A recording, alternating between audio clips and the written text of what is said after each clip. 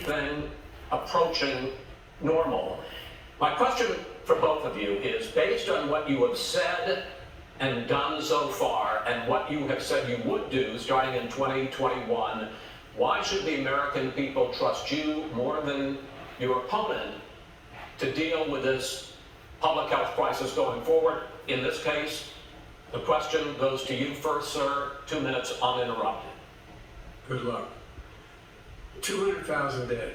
As you said, over 7 million infected in the United States.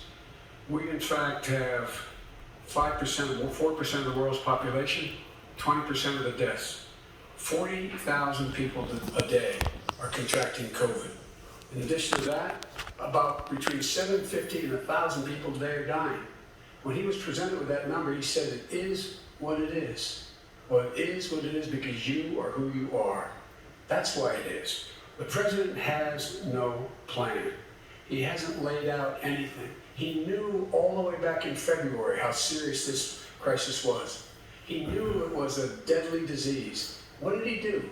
His own tape is acknowledging he knew it. He said he didn't tell us or give people a warning of it because he didn't want to panic the American people. You don't panic. He panicked. In addition to that, what did he do?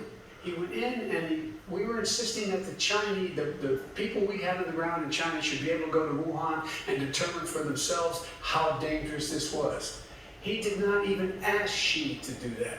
He told us what a great job Xi was doing. He said we owe him a debt of gratitude for being so transparent with us. And what did he do then? He then did nothing. He waited and waited and waited. He still doesn't have a plan. I laid out back in March exactly what we should be doing. And I laid out again in July what we should be doing.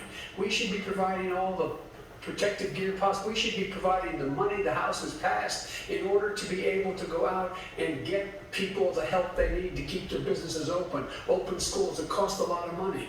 You should get out of your bunker and get out of the sand trap and get in your golf course and go in the Oval Office and bring together the Democrats and Republicans and fund what needs to be done now to save lives. So if we would have listened to you, 2 minutes, sir. if we would have listened to you, the country would have been left wide open. Millions of people would have died, not 200,000, and one person is too much. It's China's fault. It should have never happened.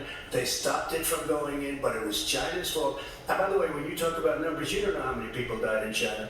You don't know how many people died in Russia. You don't know how many people died in India. They don't exactly give you a straight count, just so you understand.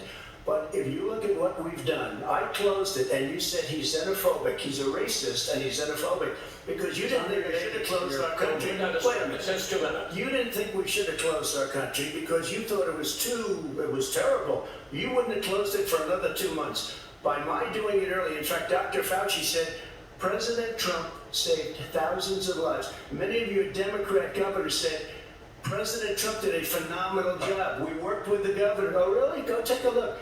The governor said I did a phenomenal job. Most of them said that. In fact, people that would not be necessarily on my side said that.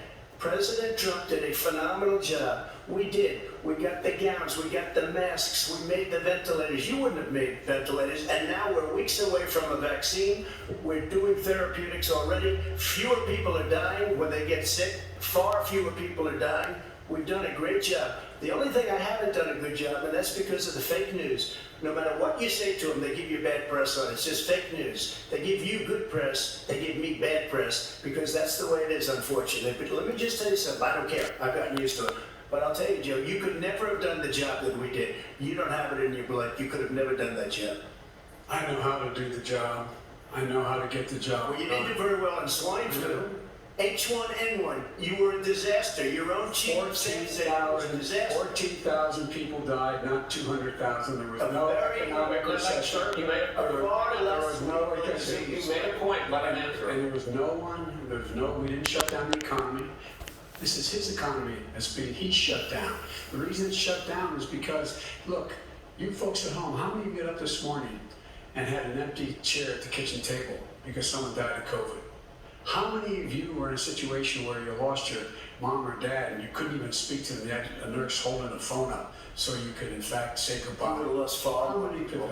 Far more people. And you would have been. And by the way, his own CDC director says we could lose as is another 200,000 people between now and the end of the year. And he helped me, he said, if we just wear a mask, we can save half those numbers, just a mask. And by the way, in terms of the whole notion of a vaccine, we're for a vaccine, but I don't trust him at all, nor do you. I know you don't. What we trust is a scientist. You don't We trust Dr. Johnson & Fauci. Johnson, Pfizer? And Okay, by the way, gentlemen, let me move on to questions about the future, because you both have touched on one of the